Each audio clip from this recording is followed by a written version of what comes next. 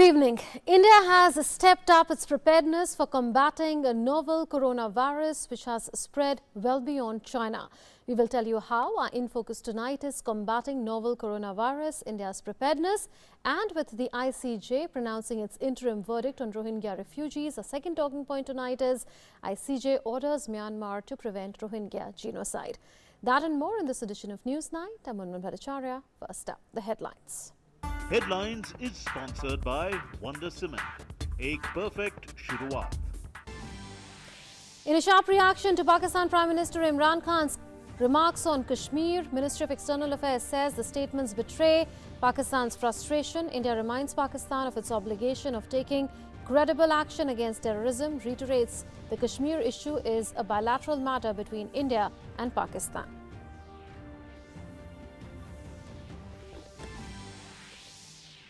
Union ministers continue their outreach to Jammu and Kashmir, apprising people of benefits accruing to them as a result of government schemes. Ravi Shankar Prasad inaugurates indoor sports stadium at Baramulla. Food processing minister Rameshwar Teli inaugurates a 100-bed hostel for girl students in Ramban.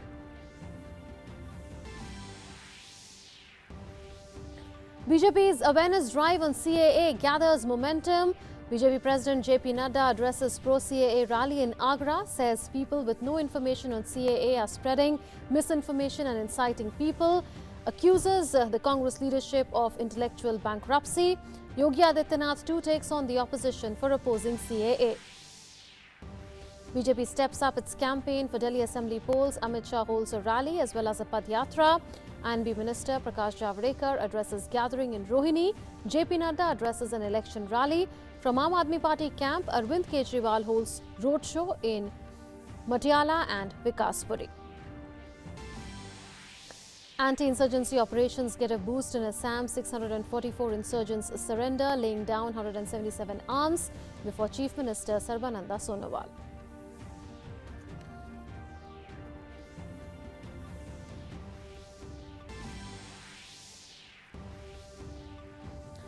Novel coronavirus continues to spread in China. Death toll at 17 in the country. China locks down several cities, including Wuhan, to curb the virus outbreak. Airport screening scaled up in Indonesia, Thailand, Philippines, and South Korea, even as China promises to maintain transparency with the WHO on the virus.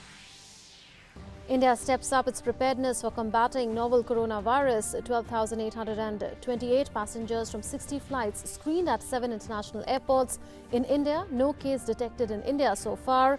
Health Ministry writes to states to enhance preparedness. Indian Embassy in China issues a helpline number. An International Court of Justice in The Hague orders Myanmar to take all measures in its power to prevent genocide against the Rohingyas, orders Myanmar to report on compliance in 4 months, followed by every 6 months.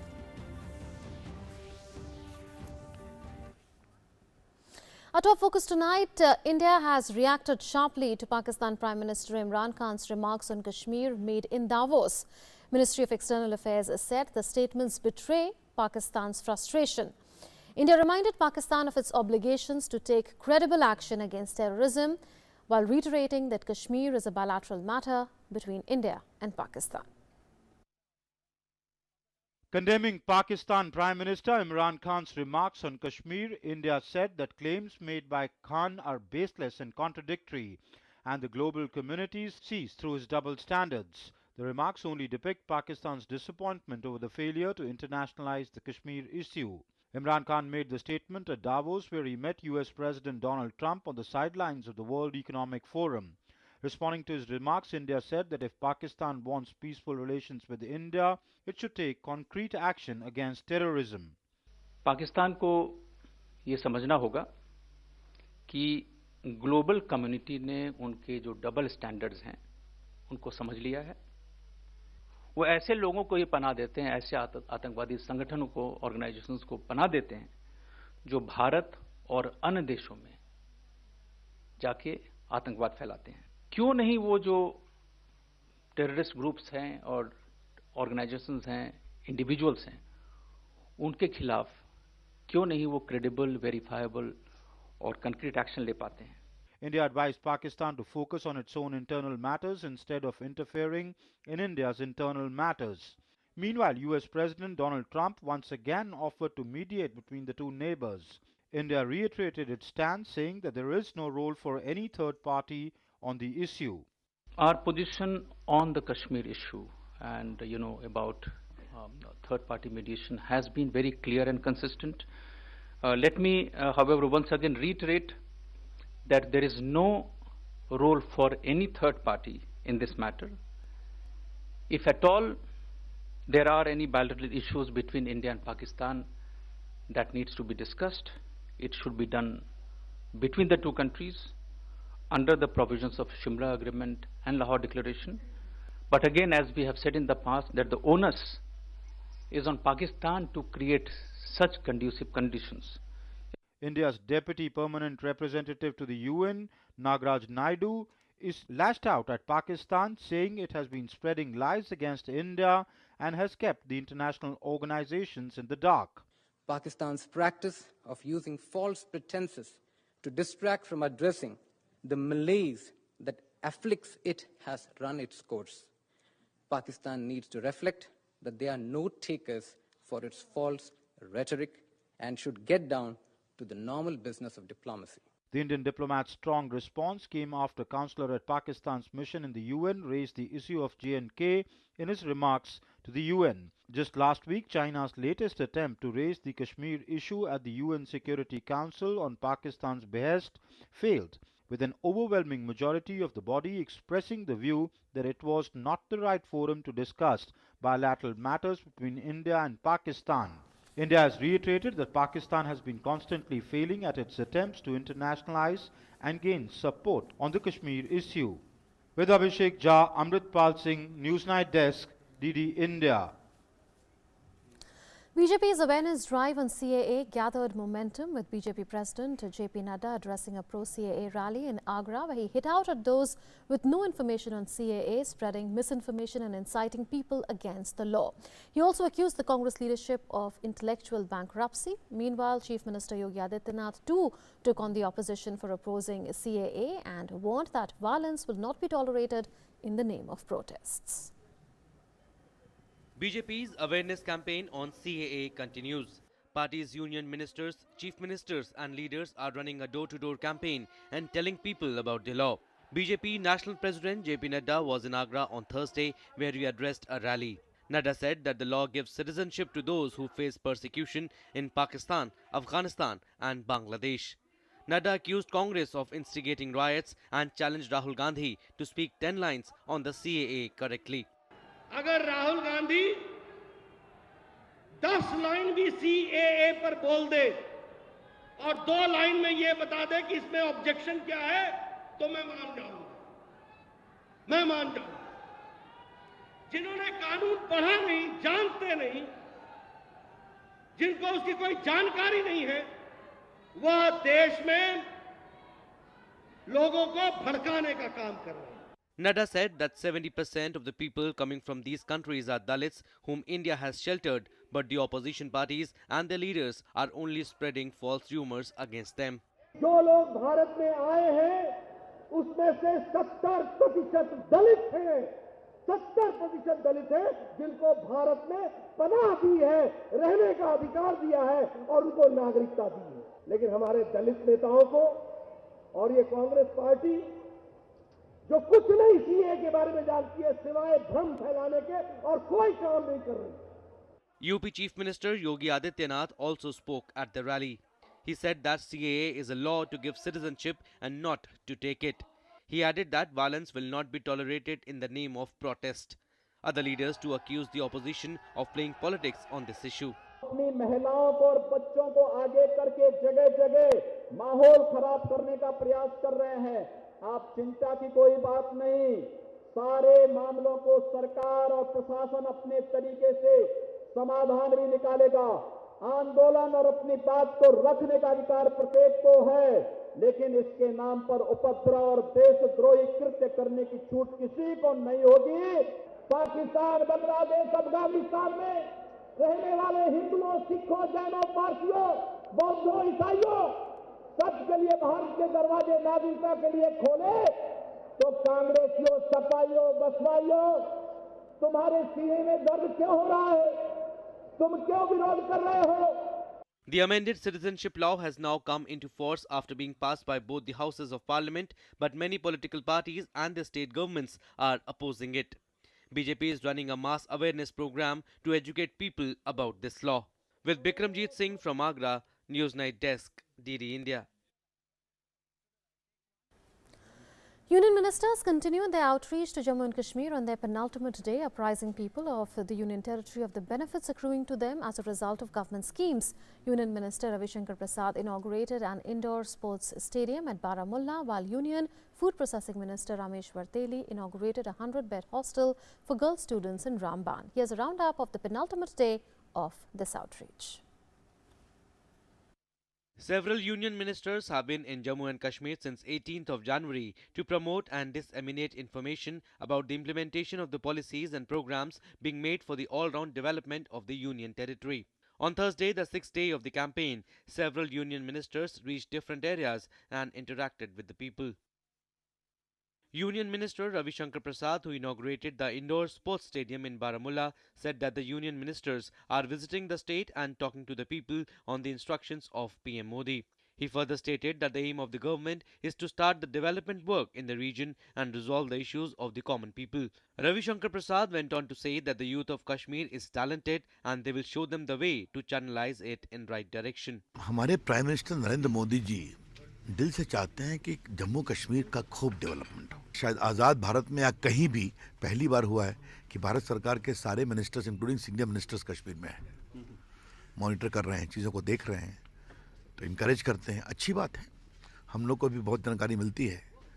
तो हम लोग चाहते हैं कि और यहाँ के बच्चों में बहुत विकास की भूख है, डिजिटल भूख है, स्पोर्ट्स की भूख है, ये सब मैं देख रहा हूँ। Union Minister of State for Agriculture Purushottam Rupala talked about increasing the participation of women in administration sector. He said that the Prime Minister Narendra Modi's dream is to empower women in villages. Rapid work is being done in this direction in Jammu and Kashmir. पूरी पंचायत यदि महिलाओं की बनती है तो उनको 5 लाख रुपया राज्य सरकार की ओर से अतिरिक्त ग्रांट देते हैं वहाँ, और इसके चलते वहाँ कई पंचायतों में ऐसे चुनाव गांव के लोग मिलकर करते हैं कि सभी बहनें ही बहनें, सरपंच, इनके सदस्य, उसमें कोई पुरुष को खड़ा ही नहीं होने देते हैं, और गांव में 5 लाख रुपया सरकार से लेके गांव के काम करवा लेती है। बहनें की इस बात की साझेदारी का जब मौका मिला और मुर्मू जी ने जो कहा और मोदी जी का दृष्टिकोण जो है वो सत्ता को गांव में पहुंचाने का है। Minister of State for Food Processing Rameshwar Teli inaugurated a 100-bed girls' hostel in Ramban. He addressed a rally and said that the central government is committed to the all-round development of Jammu and Kashmir. हम भी चाहते हैं कि केंद्र सरकार की जो भी योजनाएं हैं यहाँ लोगों को मिलना चाहिए, और ज़रूर मैं इस विषय को मैं दिल्ली में रखूँगा कि यहाँ की रोड की भी हालत बहुत ख़राब है। इस तरह से मैं चाहता हूँ कि रामबन की उन्नति हो। Another union minister, Phaggan Singh Kulaste, organized a Janata Darbar in Gulpur sector of the India-Pakistan LOC and heard the problems of the people. Minister of State for Home Affairs G. Kishan Reddy also addressed a rally in Manigam and informed about the government's plans. हमारे आयुर्वेदिक के संधान के बारे में, AIIMS के बारे में हमने इसको देश के अन्य हिस्सों में किया, और उसमें दो हमने एक संभा के अंदर, एक त्रिपुरा के अंदर हमने दिया। आज मुझे प्रसन्नता है कि जब हम इसके बारे में बात करते हैं, हमारे शर्मा जी ने भी कहा कि कोर्सेस जम्मू कश्मीर के अंदर अगर कहीं हम प्रारंभ करेंगे तो हम कुछ से पहले इस हॉस्पिटल के अंदर हम प्रारंभ करने वाले हैं। स्कूलों के बारे में, हॉस्पिटल के बारे में बहुत साल से पूछते रहे लोग, मगर काम नहीं हुआ है। अभी उसको हम स्पीड अप करना चाहिए, आगे बढ़ाना चाहिए। के काम करने तरीका में कोई बदलाव नहीं है, कोई व्यक्ति का प्रॉब्लम नहीं होगा, ना लैंड का प्रॉब्लम होगा, ना स्कीम का प्रॉब्लम होगा, ना समस्या का प्रॉब्लम होगा। दिल्ली चक्कर काटने का कोई जरूरी नहीं है। जो ब्लॉक में ऑफिस जाने का ब्लॉक में जाना है, डिस्ट्रिक्ट ऑफिस में पहले जाते थे, डिस्ट्रिक्ट मजिस्ट्रेट का ऑफिस में वैसे जाना नहीं। सरकार काम करने का तरीके में कोई नहीं। Happening for the first time on such a large scale, the visits by union ministers is an exercise to meet the common people and understand their problems and to inform them about the important schemes of the government. With Jammu and Kashmir Bureau, News Night Desk, DD India. Union Minister Mukhtar Abbas Naqvi on Wednesday visited the Kashmir Valley and interacted with the people at Lal Chowk in Srinagar. Talking to DT News correspondent in New Delhi, after returning from Kashmir, he said that the situation is normal and mood of the valley is very positive. Lal Chowk का mood और मिजाज बिल्कुल बदला हुआ है, positive है। और mood और मिजाज इसलिए बदला हुआ है, जितना जिस तरह का लोगों ने पॉजिटिव रिस्पांस दिया, लोगों ने कहा कि देखिए माहौल बहुत अच्छा है। और सबसे अच्छी बात उन्होंने जो कही कि आज जो करप्शन का एक माहौल था, हम तक जो है वो छोटे छोटे दुकानदार भी प्रभावित हुआ करते थे, जिनसे कि वसूली हुआ करती थी, आज वो माहौल ख़त्म हुआ है। China locked down several cities, including Wuhan, the epicenter of the coronavirus, and neighboring Huanggang as well, as it sought to control the spread of novel coronavirus that has already spread beyond China.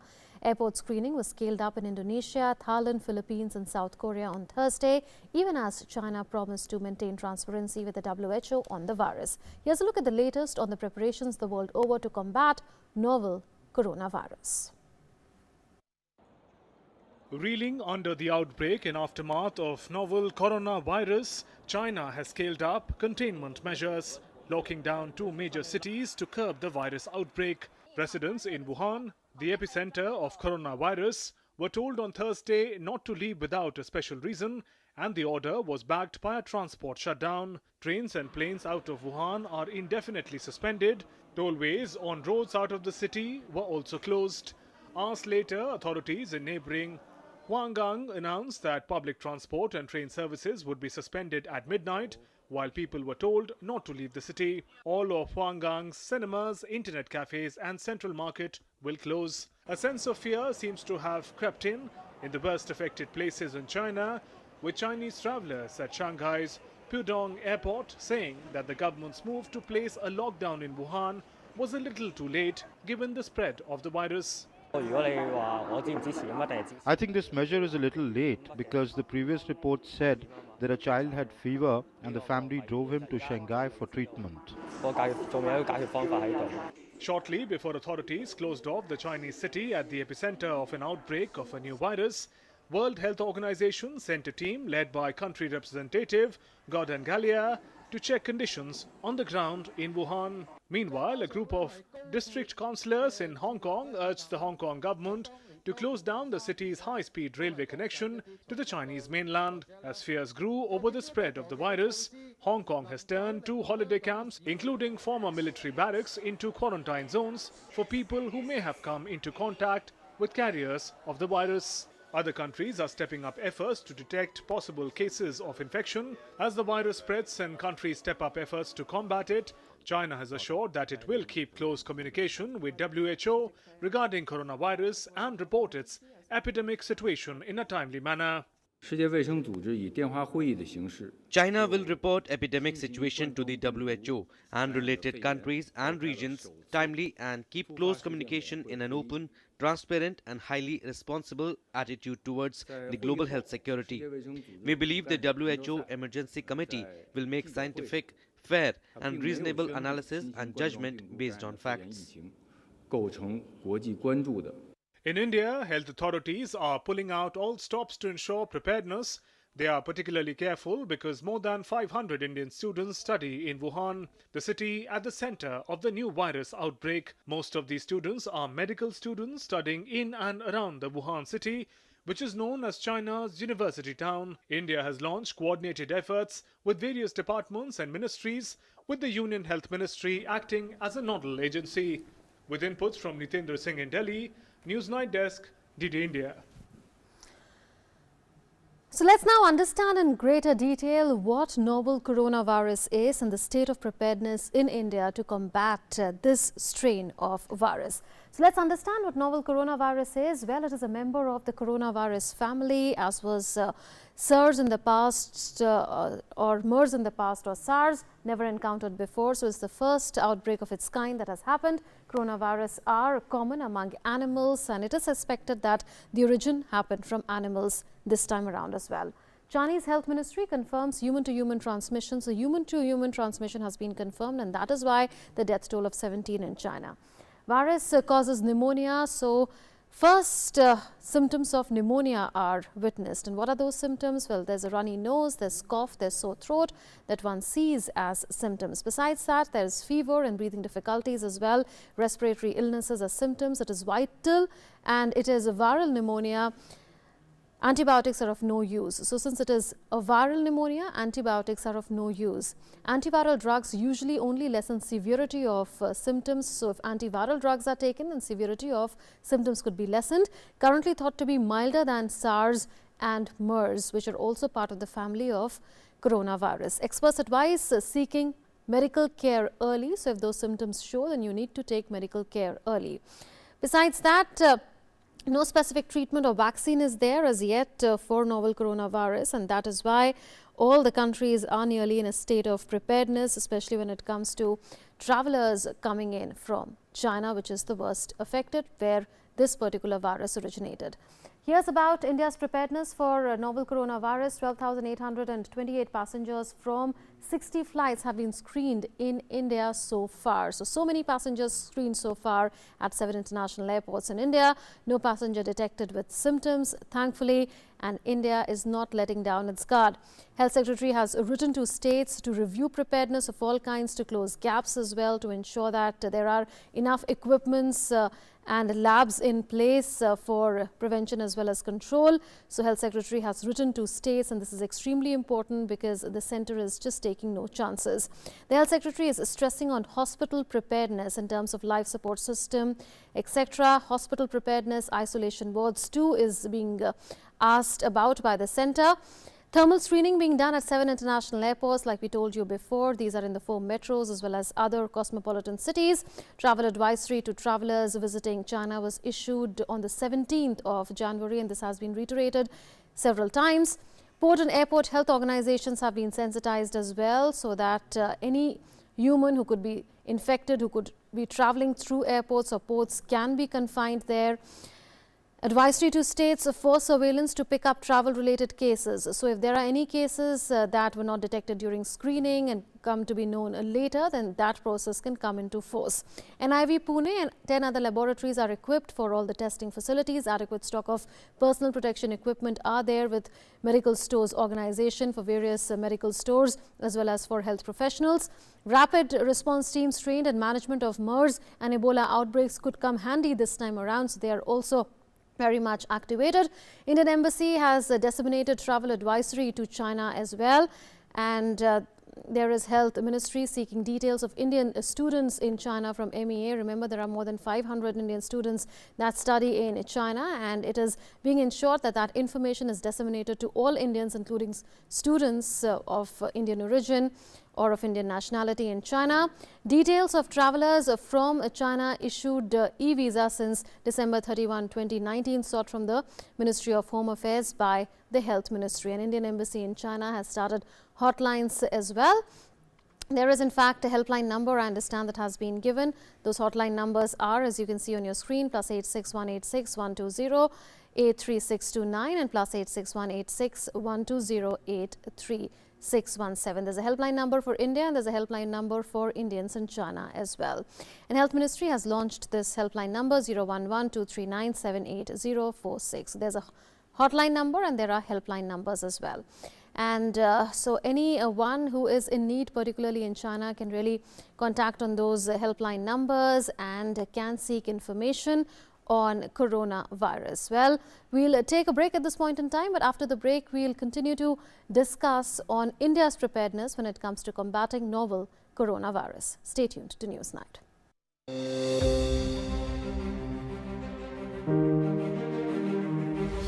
हमारा काम ये है कि हम हिंदुस्तान में कोई भी प्रांत के हैं, हम हिंदुस्तानी हैं और हमारा प्रथम कर्तव्य हिंदुस्तान की हिफाजत, हिंदुस्तान की रक्षा।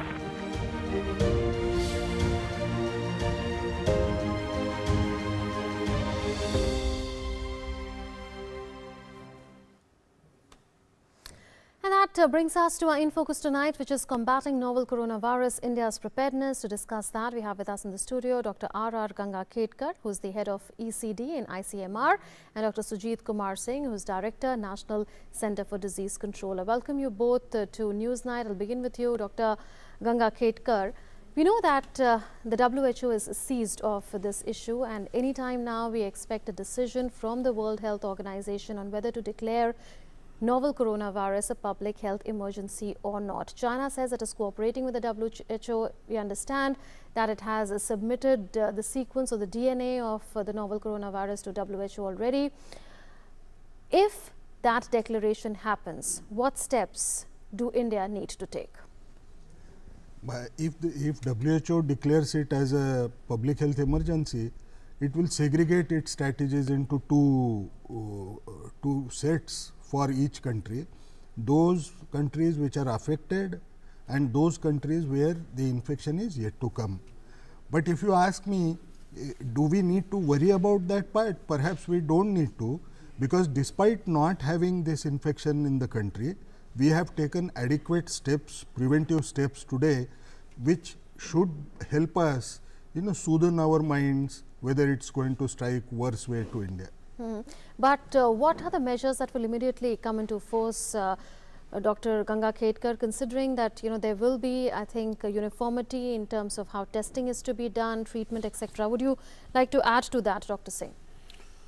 Regarding that, I would like to specify that as the evidence regarding various aspects of the disease are not yet fully known, even to the WHO, like the incubation period, like the infectivity period, how long the disease lasts, and what is the mode of transmission from person to person.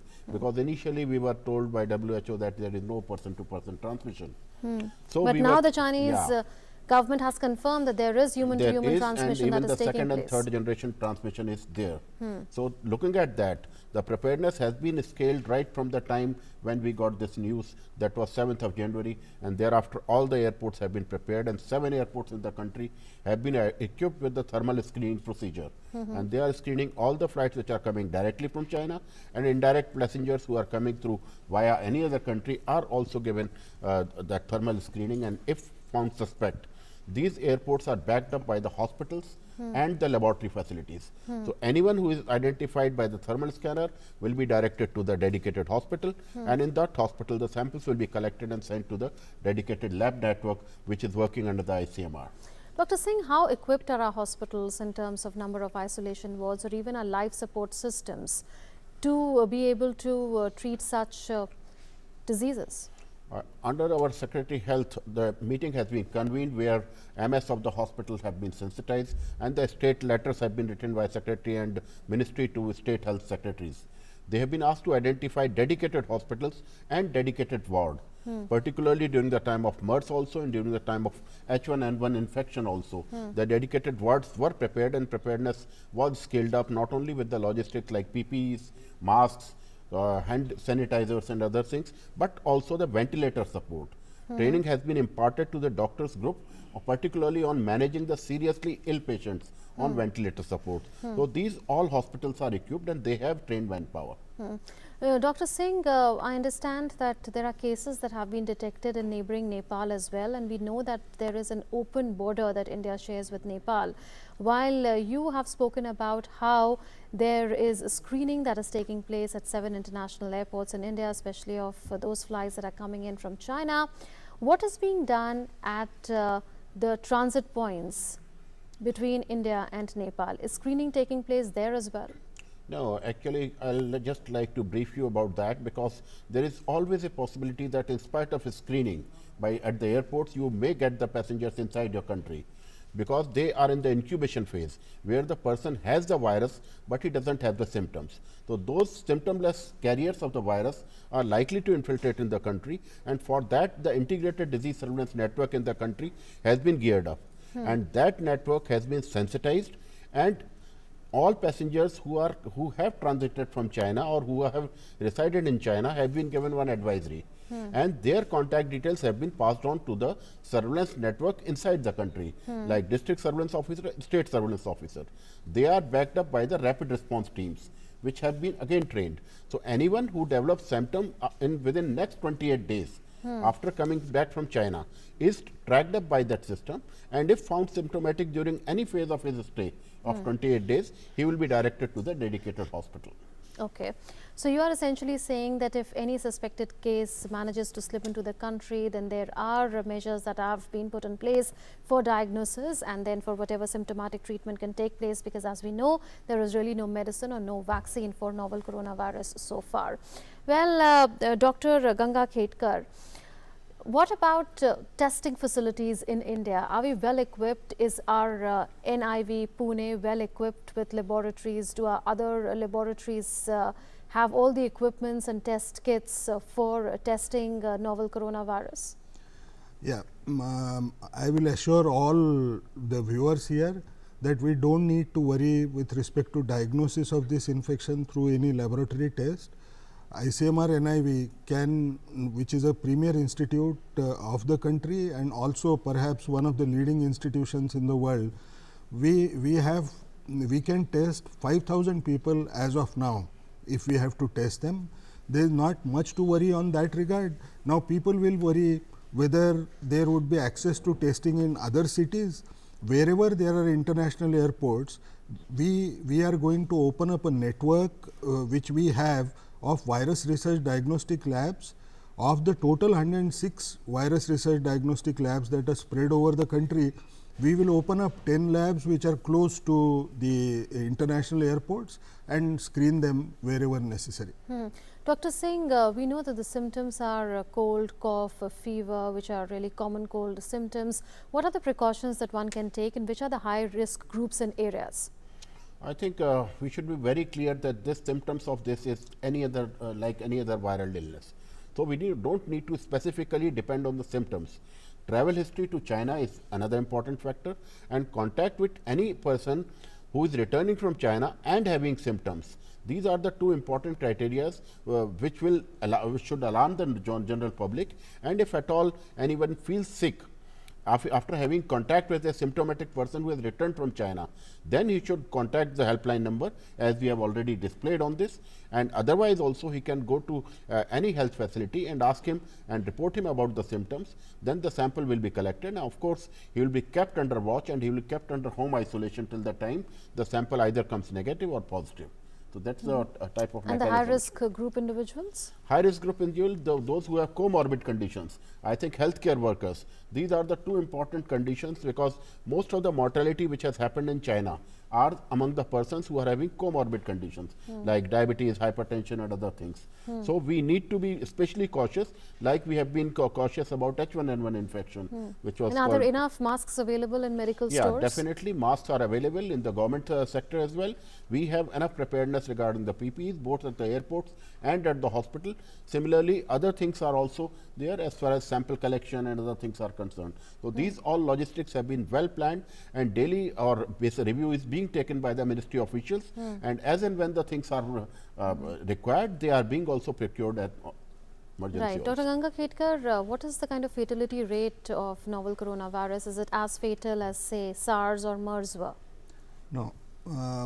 If you actually look at the other diseases which were known to be very important public health problems, if you look at SARS, if there were 100 people who were infected by SARS, probably close to 11 would perhaps die. If you look at MERS-CoV, which is a Middle Eastern respiratory syndrome, in that of the 100, 41 would die. But when it comes to this particular virus, the risk of dying would be as low as 3 persons out of 100. So there is not much to worry in terms of fatality. If you actually start thinking, you would find that risk is closer to the risk of death after routine influenza that could occur among patients who are old or having any comorbidity. If that is the case, we should not unnecessarily panic. I would also add, since we had discussed about people from Nepal and porous borders, please don't panic over them. One of the things which we have to remember, that not all Nepalis who are going to walk in would have had they would have had visited Wuhan and China. Not all those who come here would also have this particular infection among them. And what is most important for us to remember, that it took almost 2 weeks to see that China reports close to about 500 cases, which means the likelihood of acquiring this infection or transmitting this infection to others is as small. Since this is a respiratory virus, if it was, it would have had transmitted very quickly, perhaps we would have had seen huge numbers, because this is a respiratory pathogen. Fair enough. That's all the time that we have for this. Thank you, Dr. Ganga Khedkar and Dr. Singh, for having joined us with the inputs on News Night tonight, novel coronavirus and how India is prepared to combat it. Well, let's move on now to what's happening in Maharashtra, because politics in Maharashtra since the formation of the new coalition government is going through a churn. There was more evidence of that on the occasion of Balasaheb Thackeray's 94th birth anniversary on Thursday.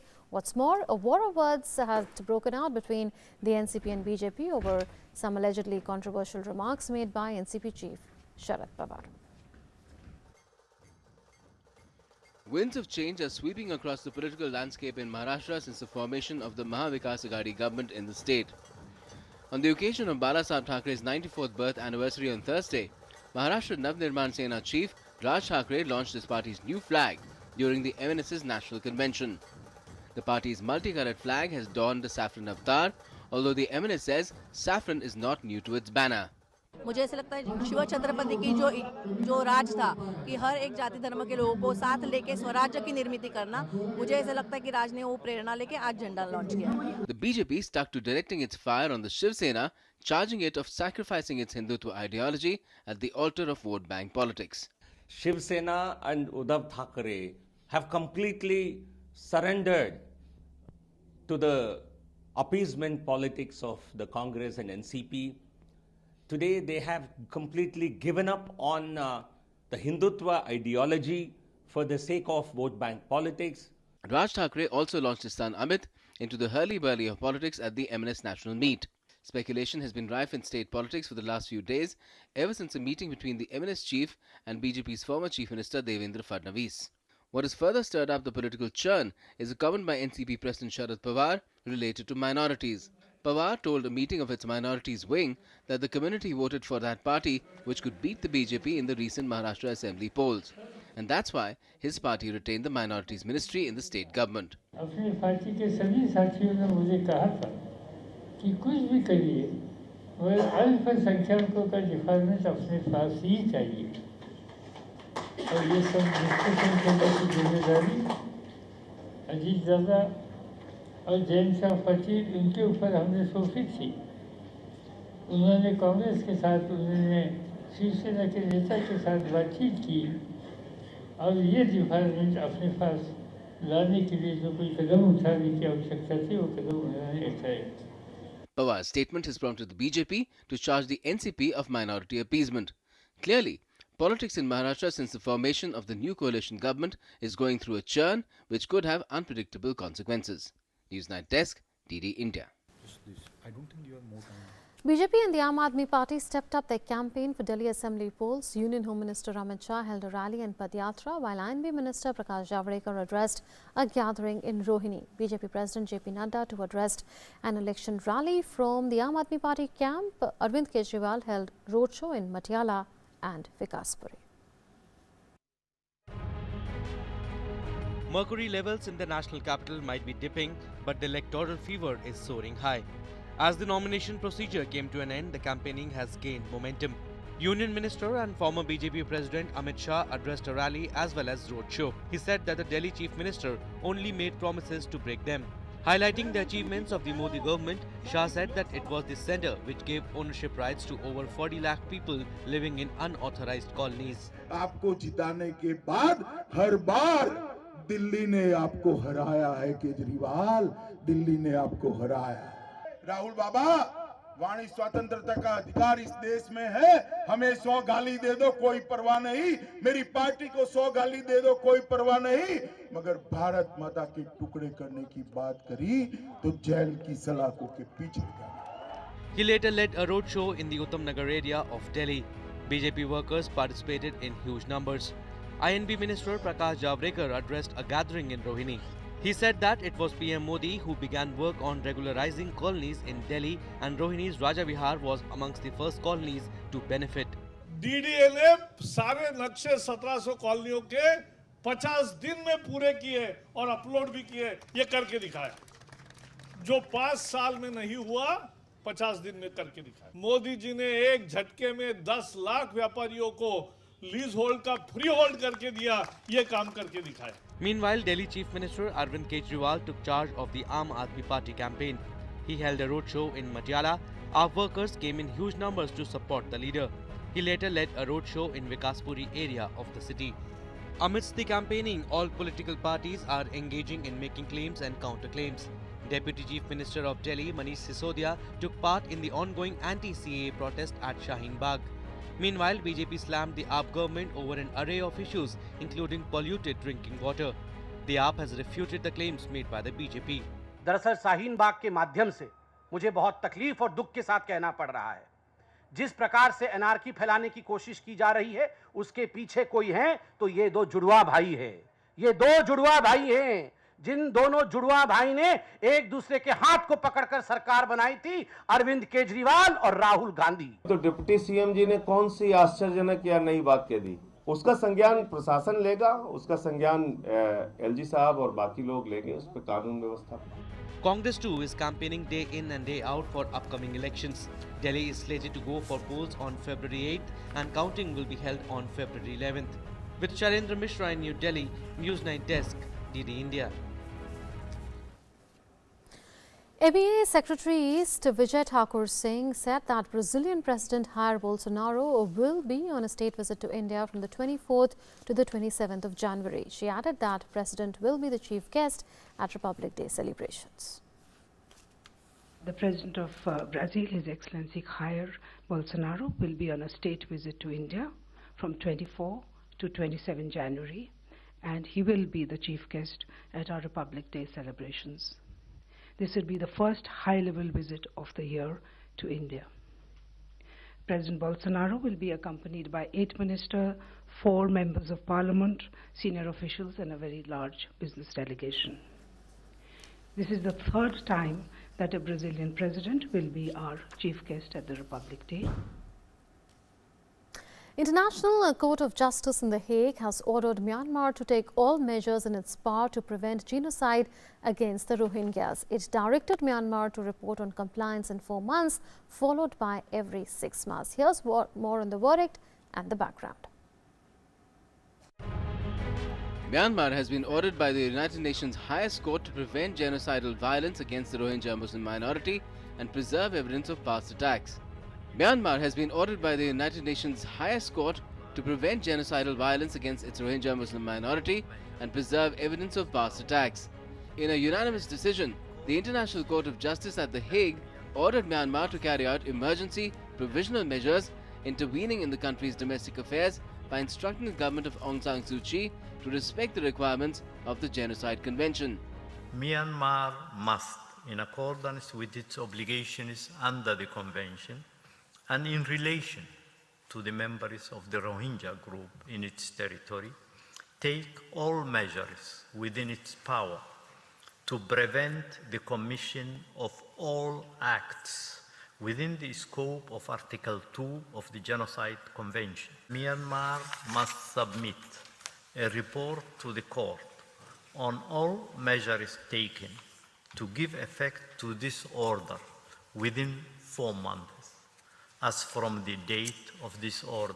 Declaring that there was prima facie evidence of breaches of the convention, the court found that the estimated 6 lakh Rohingya remaining in Myanmar are extremely vulnerable to violence at the hands of Myanmar's military forces. The judges also ordered Myanmar to report to them in 4 months on what measures the country has taken to comply with the order and then to report every 6 months as the case moves slowly through the World Court. The ruling amounts to a rejection of Aung San Suu Kyi's defense of her country against accusations of systematic human rights abuses and war crimes during a 3-day hearing at the ICJ last month. The case was brought by the Gambia, a predominantly Muslim West African state that alleges Myanmar has breached the 1948 Genocide Convention enacted after the Holocaust. It argues that the violence is continuing. The complaint is one of the first attempts to use the international justice system to help the estimated 730,000 Rohingya refugees who fled Myanmar following army clearance operations in Rakhine province during 2017. Lawyers for the Gambia have called on the ICJ to impose protective provisional measures to prevent further killings and destruction in Myanmar. The case was heard by a panel of 17 international judges, including one each nominated by Myanmar and the Gambia. 6 of Myanmar's most senior army officers have been accused of genocide by a UN fact-finding mission and recommended for criminal prosecution. A Myanmar government-appointed panel, the Independent Commission of Inquiry, said on Monday it had found no evidence of genocide. Rohingya leaders have branded the probe a whitewash. Newsnight Desk, DD India. And that brings us to a second talking point tonight, a second in focus. ICJ orders Myanmar to prevent Rohingya genocide. To talk about that, we have with us in the studio Amritpal Singh. He is Foreign Affairs correspondent of DD News and DD India. Welcome, Amrit, to Newsnight. We know that this order of the ICJ is provisional, but would you say that this is a damning indictment of Myanmar authorities? Well, yes, it is. Provisional in the sense these are provisional measures that the International Court of Justice has asked Myanmar to take, because the allegation was that it's a ongoing genocide. So they've asked, the court has asked, told Myanmar to take steps as provisional measures to stop the ongoing genocide. Basically, it's being called provisional is that take these steps. The court is still hearing the case. The court will, decide on whether there is a genocide taking place. Was there a genocide and what was the extent of it? But here the court says there is reason enough to believe that there is a mass-scale genocide taking place, and it is ongoing, and it is binding upon Myanmar to take action and stop this with immediate effect. The court has said that you report back to us within a stipulated time period, which is essentially 4 weeks, and then every 6 months with a report on what steps are you taking. So basically the court has given a very detailed order, and what is really important is that it was a unanimous decision by a 17 judge bench. That means, so basically all agreed that, so that adds weight to the judgment and brings that much pressure upon Myanmar to act. So you just told us that it is binding upon Myanmar. So does that mean that this creates international binding obligations which are legal in nature for Myanmar? Well, legally, yes, it is binding. Any order of, even if it's a provisional measures to be taken of the ICJ is binding on member states, which Myanmar is a member state of the UN, and therefore the ICJ being the judicial organ of the United Nations, it is binding. But the bigger and if, say, Myanmar does not comply with it, or breaches are found in compliance with that, it can be sent to the Security Council. In fact, it can be straightaway sent to the Security Council, because the court has unanimously ordered to prevent all acts under Article 2 of the Genocide Convention 1948 to ensure that the military does not commit genocide. I'm reading from the judgment, and take effective measures to preserve evidence relating to underlying the genocide case. Now, it has ordered to report its implementation within 4 months, and then every 6 months. Now, the courts under Article 41(2) of the ICJ statute, the court's provisional orders are automatically sent to the UN Security Council. Now, so that gives Gambia, which was pleading the case on behalf of the OIC, or the Organization of Islamic Countries, which is a 57-member body of Islamic countries, they can go to the Security Council, ask it to get it implemented. And is that how enforcement is going to be ensured if Myanmar does not comply? Yes, that is a step. But enforcement is difficult, because if you see the past, say if you look at the Bosnia-Herzegovina case, in a particular enclave, it was said that the Serbs were committing genocides on the Bosnian Muslims. The court gave a similar ruling in that case, but that did not prevent the Serbs from, going ahead and committing genocidal act or going after the genocide, the Bosnian Muslims. So it is difficult because you see, these are independent countries, are independent jurisdictions. But yes, it does weigh a certain diplomatic pressure upon the country to act. Remember what happened in, the case between India and Pakistan. The court had asked, try him again, give him. I'm talking about the Kulbhushan Jadhav case. We know how it how it pans out. He's still in the jail. We don't, India is not very clear on what sort of, judicial reprieve he's getting. Is he getting proper judicial representation? They give diplomatic access. So they can take cosmetic measures, give some sort of reports, deny allegations as they've done, as Myanmar has already said that yes, some excesses were committed by its military, but there was no intent to genocide and not to the extent that is being painted by Gambia there. So, the court could take a long time to go into those questions, and then these are cases which are going on in separate courts. In the International Criminal Court, there is a case going on. In Argentina, there is a case going on. Now, these are technical points which lawyers of the country argue, and that the enforcement is the big question, really, Munmun. Is there a scope of appeal? There is no scope of appeal in that sense. The only body left is the United Nations Security Council for enforcing. Let's get this straight. The International Court of Justice in that sense is the final court, but it is not a court above, say, the Supreme Court or the judicial or military courts of Myanmar. It is an international court. Its orders are binding, but if the member state does not enforce that, they can go to the United Nations Security Council and ask them to take measures to see that the member state enforces them. Which could come in the form of sanctions by the UNSC, is it? Absolutely. Okay. This is the scope that there have been cases of defiance in the past of ICJ rulings, may not be in genocide cases, but in other cases, and US, France, as well as Pakistan, in fact China, United States and France, these three countries have at least defied ICJ rulings in the past. That's right. Say in the South China case in July 2016, Beijing had not followed it. I've given you the example of Bosnia-Herzegovina, where they did not, abide by what the court said, and there were genocidal cases against the Bosnian Muslims. As you say, there have been cases in the US. In fact, Sri Lanka has not listened to the international court many times. So, there are, because they do not have an enforcement arm except for a United Nations Security Council. So in that sense, yes, countries can defy, they can obfuscate, they can go to the court saying we accept your jurisdiction, but your jurisdiction in this particular matter is not applicable. Our internal findings have revealed so much this thing. We have a robust, as we saw Aung San Suu Kyi argue, saying that there has been an inquiry conducted by Myanmar itself and they have not found an intent.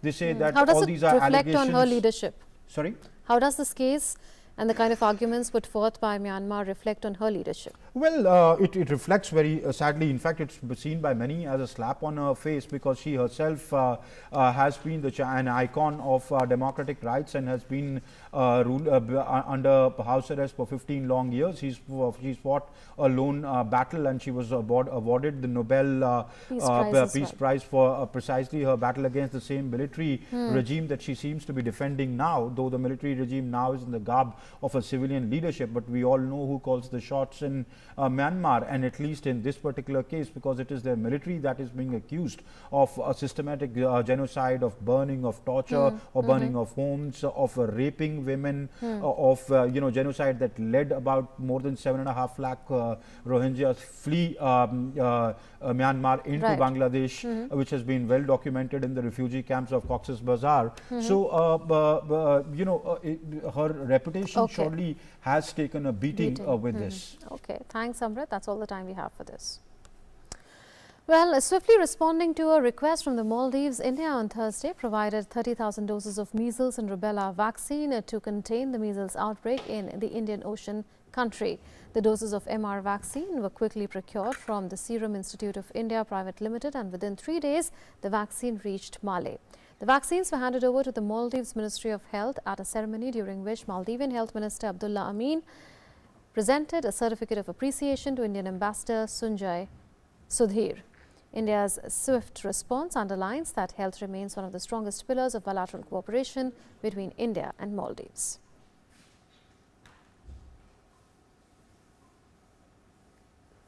Queen Elizabeth II has given a formal assent on Thursday for Britain to end its decades-long involvement in the European Union and seek a more independent but uncertain future at the end of the month. The head of the state's ceremonial approval of the withdrawal legislation allows Britain to leave its closest neighbours and trading partners after years of bickering and 3 delays.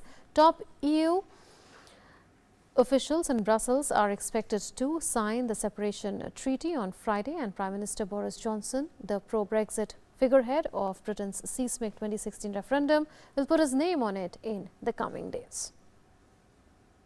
Yesterday, Parliament passed the final stages, both in House of Commons and the House of Lords, of the Brexit bill. Today, Her Majesty has granted royal assent. That means the bill is now law and confirms our departure from the EU on the 31st of January. And now other news from across the world. Democrats accuse US President Donald Trump at the start of his impeachment trial of a corrupt scheme to pressure Ukraine to help him get re-elected, and warned that America's global standing will suffer if the US Senate acquits him. Dozens of world leaders descended upon Jerusalem on Thursday for the largest ever gathering focused on commemorating the Holocaust and combating modern-day anti-Semitism. Russian-led airstrikes killed at least 18 people in Syria, where a major government offensive to clear rebels has sent thousands of people fleeing towards the border with Turkey. Victims include a family of 8 with 6 children who were killed in a village in government-controlled Aleppo. Speaking at the World Economic Forum Annual Summit in a session on Strategic Outlook India on Thursday, Union Commerce Minister Piyush Goyal said Muslims in India are safer than most places in the world. He added that India is probably one of the most inclusive societies in the world. Microsoft CEO Satya Nadella told the gathering at WEF in Davos that data privacy must be seen as a human right that needs to be protected. It should have full transparency. Kenneth Rogoff, a professor of economics and public policy at Harvard University, said in Davos that India has the potential to grow at 7 to 8% and that he sees China's growth to be at 3% in the coming decade.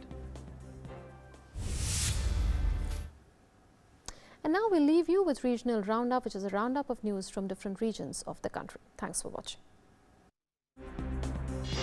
On the birth anniversary of Netaji Subhash Chandra Bose, Prime Minister Narendra Modi paid tributes to the freedom fighter in Central Hall of Parliament. Lok Sabha Speaker Om Birla and Congress leaders Ghulam Nabi Azad and Anand Sharma, besides others, also paid tributes. Odisha Chief Minister Naveen Patnaik paid rich tributes to Subhash Chandra Bose on his birth anniversary and said Netaji will be remembered forever for his dedicated love for the motherland. Jharkhand Chief Minister Hemant Soren met relatives of 7 villagers brutally killed by armed supporters of Patalgari movement in West Singhbhum district and assured them all possible assistance from the state government. Bihar Chief Minister Nitish Kumar virtually showed the door to his party's senior functionary and former Rajya Sabha member Pawan Kumar Verma.